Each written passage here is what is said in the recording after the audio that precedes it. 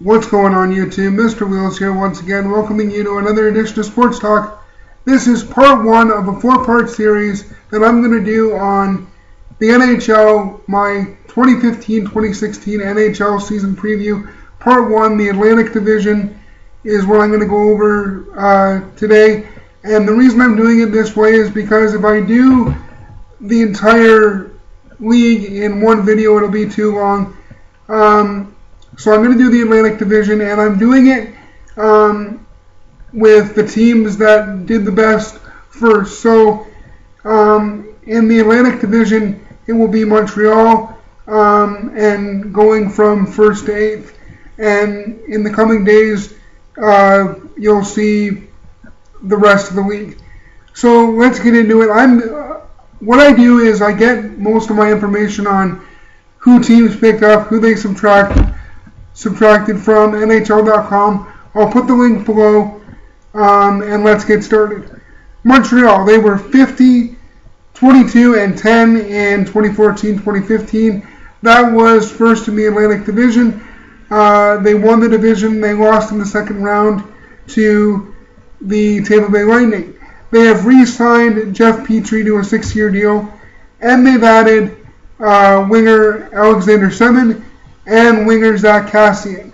The Canadiens have got rid of a little bit of their dead weight. Brendan Pruss, Sergei Gonchar, Manny Malhotra, all of those guys are gone. So in my opinion, they've added some size and toughness in Zach Kassian, and he's considered to be an upgrade on Brendan Pruss. It'll help them when they do get into the playoffs, because in my opinion they will. And they've added a bit more offense to an already pretty explosive offensive team in Alex Semin. But what my question is, they're still a pretty small team, so are they going to make some moves at the trade deadline, to add some size if they're in a playoff position? And another question is their defense.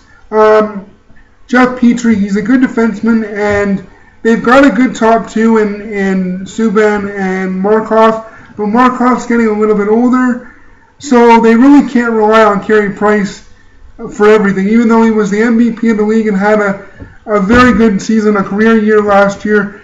The question is not their offense, their defense, and obviously their size has been for the last few years. But overall, the Canadiens will get into the playoffs. They will be a contender for the division. But I see them realistically as second place in the division at best, and more like third in the division, because Detroit's gotten better. Tampa Bay's still got a good team. Florida is going to be on the bubble, so Montreal might take a little bit of a step back, but they are still a playoff contender and still a cup contender, really.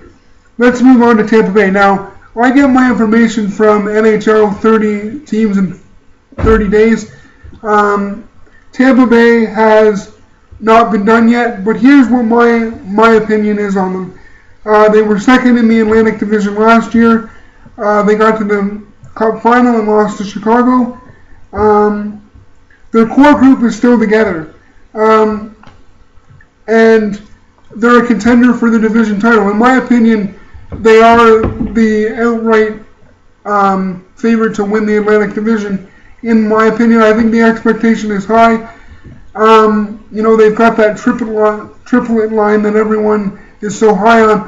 I'm not so much. I mean, I like Tampa Bay. I don't hate them, but I think their expectation is a little bit too high. And the Atlantic Division, in some respects, has gotten better 1 through 8. So the question is, will they maintain their success, and will their goaltending stand up? Will Ben Bishop be solid like he was last year? I mean, they really didn't win the series against Detroit, in my opinion. Detroit lost that series, is more like it.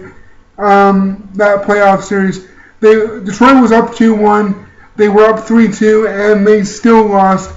So it was really their series to win. If you think about it, they were ahead twice, and Tampa Bay was lucky to really get out of the first round in some respects. So will they maintain their success is my question, and I see them first in the Atlantic.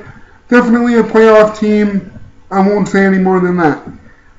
Detroit, they were 43, 25, and 14 last season. They really just barely made it into the playoffs when you think of how close third and fifth division was in the Atlantic. But like I said, they really did lose that series against Tampa Bay. It was theirs to win, considering they were ahead and they lost. But they've got a new coach in Jeff Bashill, and he was a disciple of Mike Babcock. People are going to make a big deal out of how they have a new coach and Babcock's not there, but Jeff Bashill won a Calder Cup in Grand Rapids. Peter Mrazek was his goalie when he was coaching the Griffins, so that'll probably be their number one on the Red Wings this year. So there's a connection there, and if he had a very young team and not the veteran leadership that he has on that team, the coaching change would be an issue, but in this case it isn't. The Red Wings have added Mike Green. That'll take pressure off of the top D pair of Eriksson and Kronwall.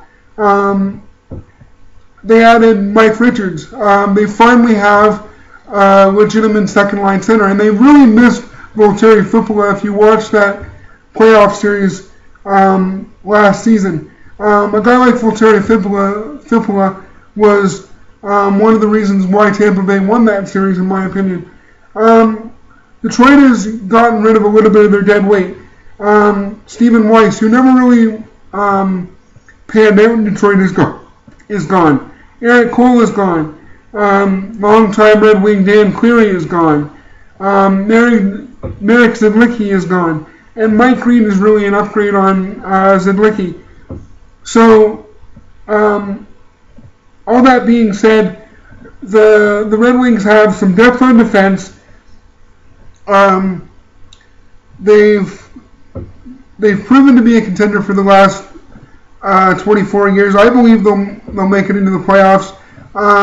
Best case scenario, I see the Red Wings finishing second in the division, but they're more like they're going to compete for that second spot in the division because they have gotten better. And if they stay healthy, they could contend for the division title.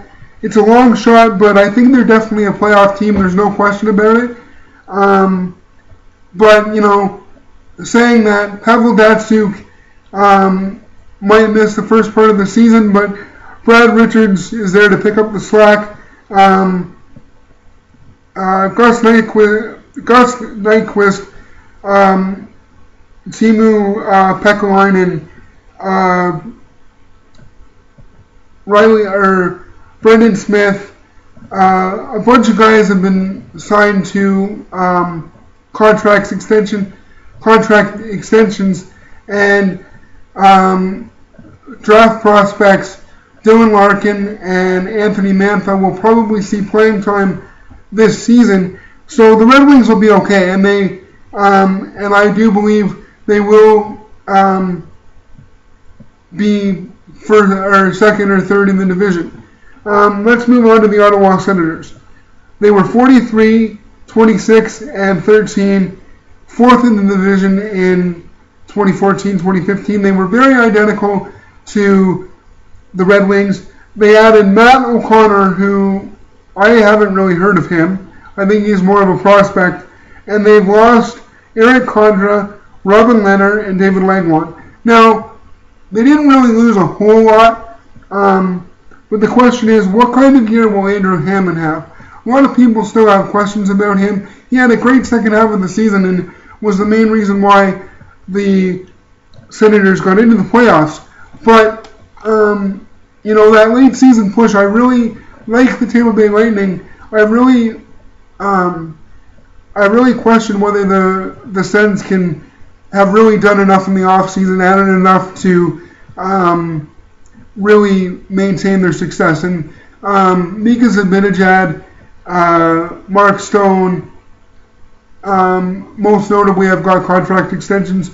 But what is Bobby Ryan going to do? Is he going to have a 30-plus goal season? Because if he does, that will make Ottawa a contender. But he hasn't done that since he's been in Ottawa.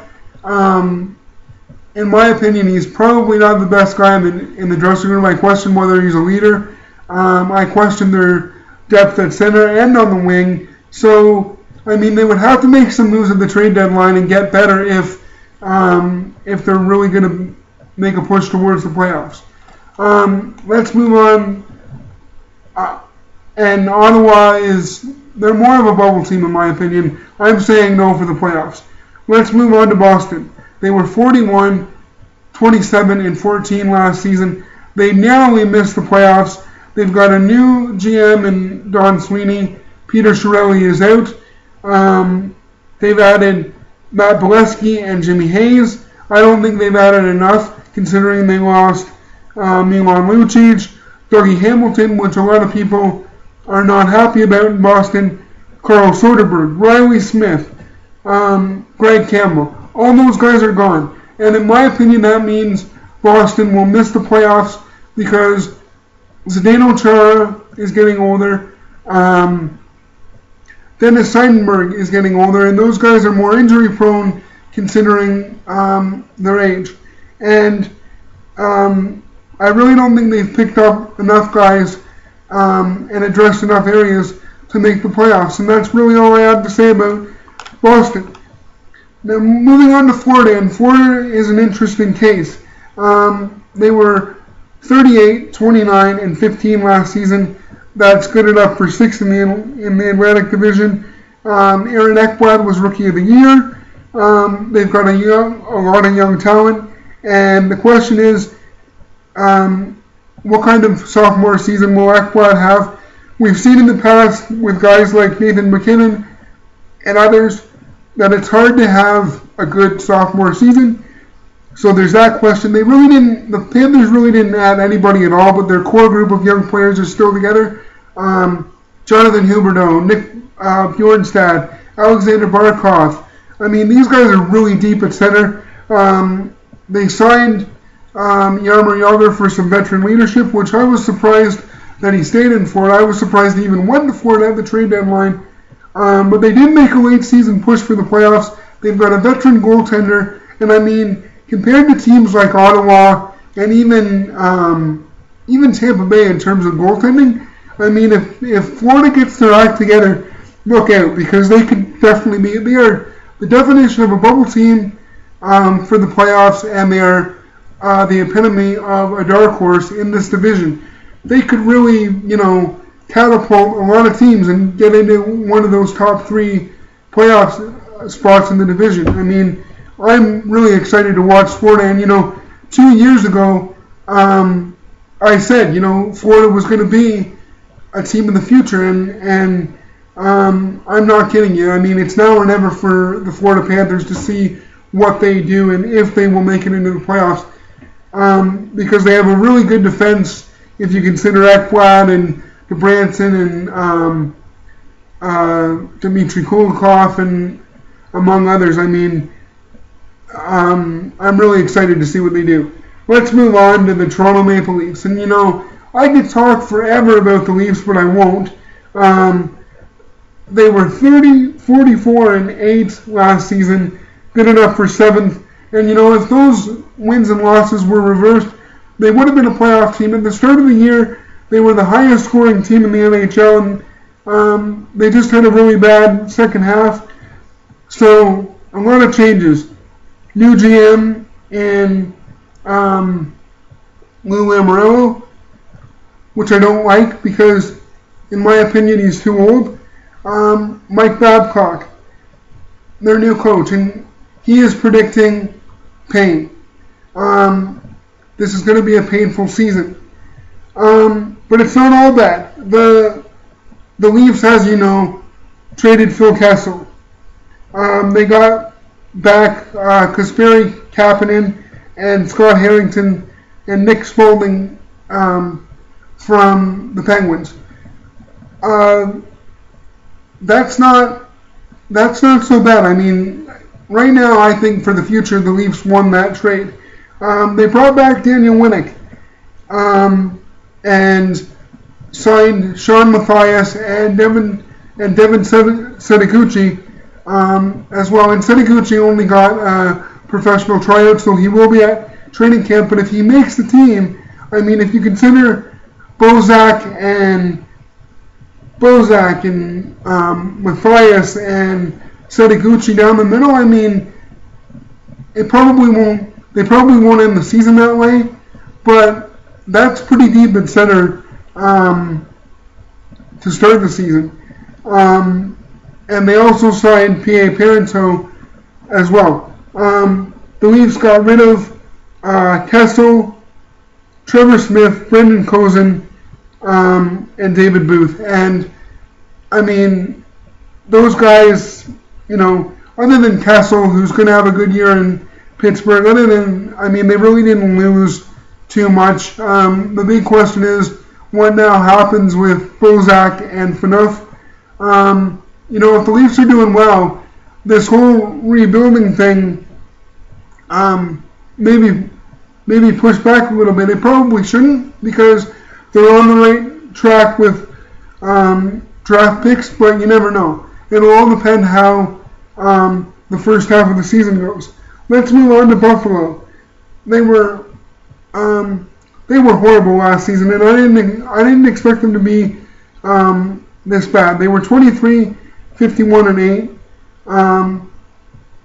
good enough for last place in the division and second worst in the league. But they got rid of Ted Nolan and hired Dan Bylsma, former Stanley Cup winner. He's a good coach. They added Ryan O'Reilly, Jamie McGinn, Robin Leonard, and Evander Kane, if you go back to last season, and Zach Bogosian. So, I mean, there's some improvement for the Sabres. I mean, it's not all bad. They're moving in the right direction. They can really only go up from here. And but they did lose Nikita Nazorov and Mikhail Grigorenko and Cody Hodgson. So they lost some depth at center and on defense. I see improvement for Buffalo, but in terms of Toronto and Buffalo, no playoffs. It won't happen. You can see improvement from both of those teams, but don't expect anything extraordinary, because it probably won't happen this year. They'll just build for the future and try to get better and get some more draft picks. So, guys, hope you've made it to the end. If you have, I'd hope that you would please give this video a like and please subscribe to my channel. My social media links will be in the description down below. Stay tuned for part 2 of my NHL season preview. Hopefully it'll be either tomorrow or the next day. It'll be the Metropolitan Division. That's all I have for right now, guys. Hope you enjoyed it. Hope you looking forward to the upcoming NHL season, and I'll see you next time.